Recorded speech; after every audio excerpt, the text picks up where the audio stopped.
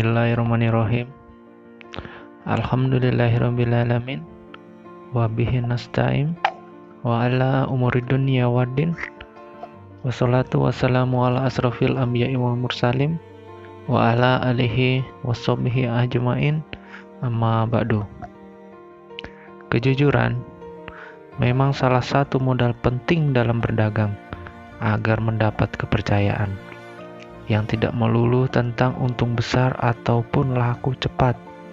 Tapi beda lagi kalau kita tengok kisah Mbak Jum ini. Wow banget, yang konsisten dengan uang. Yang dibawanya pulang hanya 50.000 saja dan tidak mau ambil lebih dari itu. Meskipun kadang uang yang didapat mencapai ratusan ribu perharinya. Cuma bisa kagum. Masya Allah, tabarakallah, ya Rob, kita mah apa? Oke, kita mulai kisahnya Mbah Jum. Oke lah. Bismillahirrahmanirrahim. Mbah Jum, begitulah beliau dipanggil. Aku sempat bertemu dengannya 5 tahun yang lalu saat berlibur di Kasihan, Bantul, Yogyakarta. Nama desanya saya lupa. Mbah Jum seorang tunanetra yang berprofesi sebagai pedagang tempe. Setiap pagi beliau dibonceng cucunya ke pasar untuk berjualan tempe. Sesampainya di pasar, tempe segera digelar sambil menunggu pembeli datang.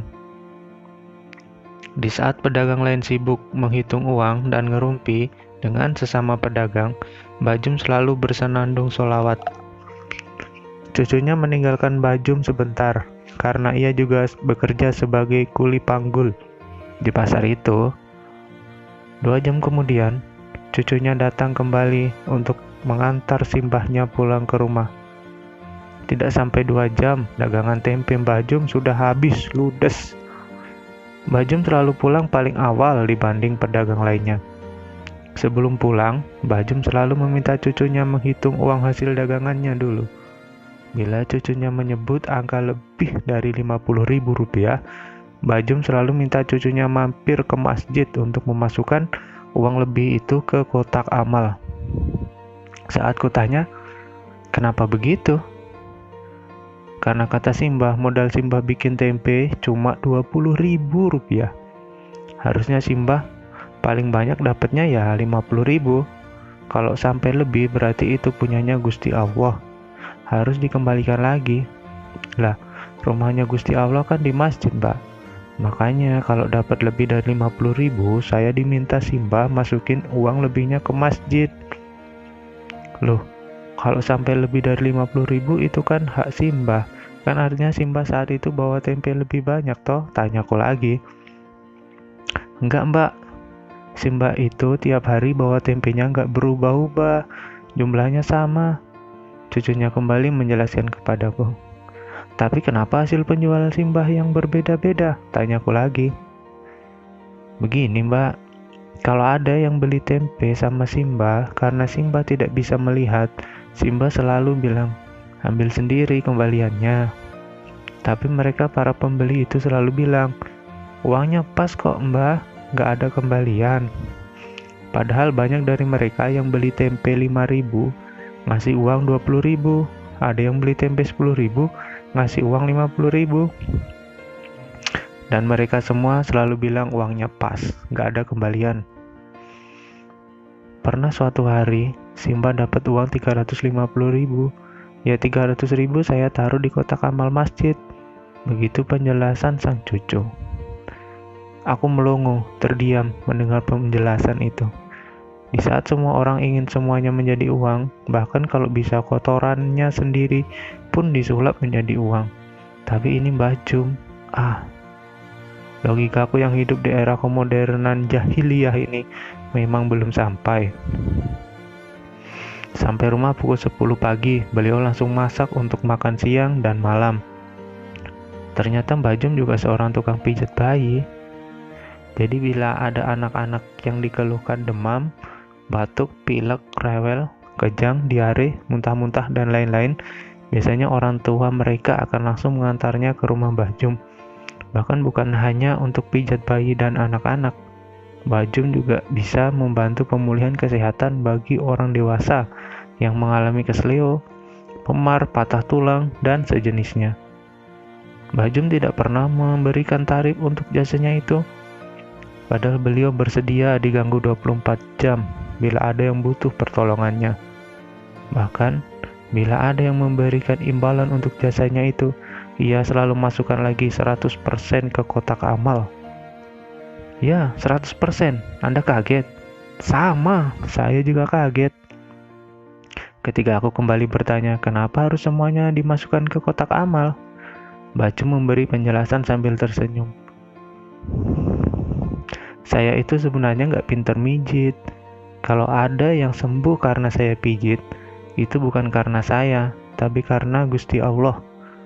Jadi bayarnya bukan sama saya, tapi sama Gusti Allah.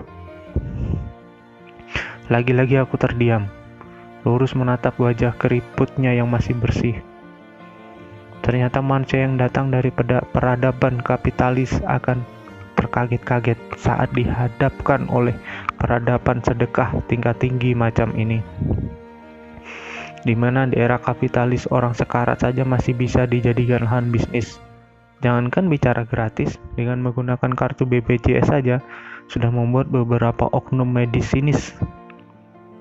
Bajum tinggal bersama 5 orang cucunya, sementara yang cucu kandung Bajum hanya 1, yaitu yang paling besar usia 20 tahun, laki-laki yang selalu mengantar dan menemani Bajum berjualan tempe di pasar. 4 orang cucunya yang lain itu adalah anak-anak yatim piatu dari tetangganya yang dulu, yang rumahnya kebakaran. Masing-masing mereka berumur 12 tahun laki-laki, 10 tahun laki-laki, 8 tahun laki-laki, dan 7 tahun perempuan. Dikarenakan kondisinya yang tunanetra sejak lahir, membuat Bajum tidak bisa membaca dan menulis. Namun ternyata ia hafal 30 juz Al-Quran. Subhanallah. Cucunya yang paling besar ternyata guru mengaji, dan anak-anak di kampung mereka. Keempat cucu-cucu angkatnya ternyata semuanya sudah khatam Al-Quran. Bahkan 2 diantaranya sudah ada yang hafal 6 juz dan 2 juz. Saya ini orang kampung, tidak bisa melihat apapun dari bayi. Alhamdulillah kehendak Gusti Allah, saya diberikan keberkahan bisa hafal Al-Quran. Sungguh, Gusti Allah itu benar-benar adil sama saya. Itu kata-kata terakhir Mbah Jum. Sebelum aku pamit pulang, ku peluk erat dia. Ku amati wajahnya. Ku rasa saat itu bidadari surga iri melihat Mbah Jum, karena kelak para bidadari itu akan menjadi pelayan bagi Mbah Jum. Matur nuwun Mbah Jum atas pelajaran sedekah tingkat tinggi 5 tahun yang lalu yang sudah Simbah ajarkan pada saya di pelosok desa Yogyakarta.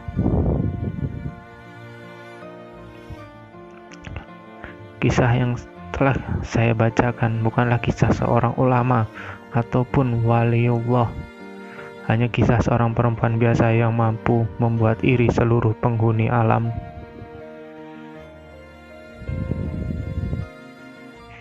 Oleh Irene Rajiman. Terima kasih. Wassalamualaikum warahmatullahi wabarakatuh.